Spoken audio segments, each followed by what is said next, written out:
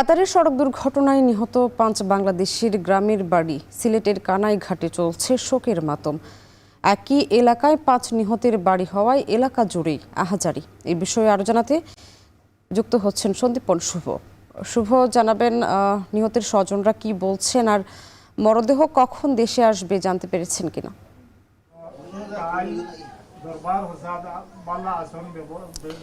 স্বামী, আসলে কিছু কিছু ঘটনা আসলে মানুষের হৃদয়কে একদম দুমড়ে মুচড়ে দেয়। সেই তেমনই একটি ঘটনা কিন্তু আজকে আমরা যেখানে এসেছি সিলেটের কানাইঘাটের গাছবাড়ি এলাকায়, একই এলাকার কিন্তু পাঁচজন তরুণ যুবক যারা রেমিটেন্স যোদ্ধা ছিলেন তারা কিন্তু অকালে প্রাণ হারিয়েছেন সড়ক দুর্ঘটনায়। এবং এই গ্রামে আমরা যেমনটি দেখছি যে যিনি মারা গেছেন তার এলাকার আত্মীয় স্বজন সহ তার বাবা সহ সবাই কিন্তু এখানে শোকে মুহ্যমান এবং সবার মধ্যেই কিন্তু সেই আহাজারিটি আমরা দেখতে পেয়েছি।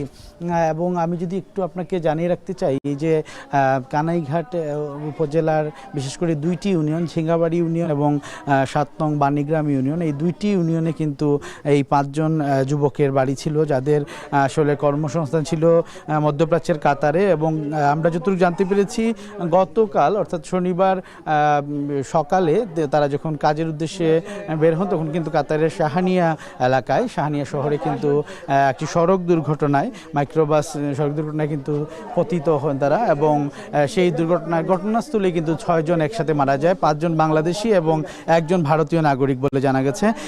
যে ৫ জন মারা গেছেন বাংলাদেশের প্রত্যেকে কিন্তু এই উপজেলার। এবং আপনি দেখতে পাচ্ছেন যে আসলে এই কানাইঘাট উপজেলার যে বাড়িতে আমরা আছি এই মুহূর্তে, এটি হচ্ছে কাতার প্রবাসী যিনি নিহত হয়েছেন আব্দুল কাদির জিলানির বাড়ি। সেই আব্দুল কাদিরের শোকে মুহ্যমান আজকে এই বাড়ি। এবং আমরা দেখছি আসলে যে এখানে যে মানে সবাই সুখে মুহ্যমান এবং কান্না এবং আহাজারিতে কিন্তু এই আকাশ বাতাস ভারী হয়ে গেছে।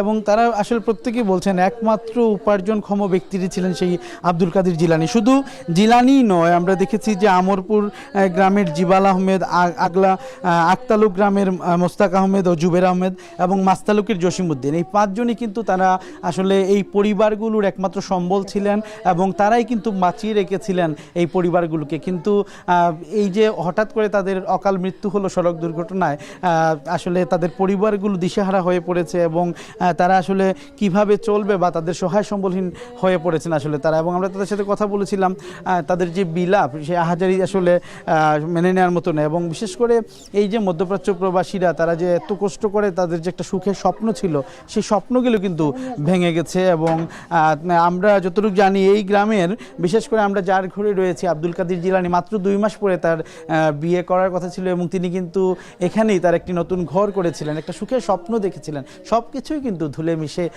ধুলোতে মিশে গেছে। আসলে সব কিছু মিলিয়ে বলা চলে যে এখন এই এলাকাতে শুধুই কান্না, আহাজারি আর সুখের মাতম।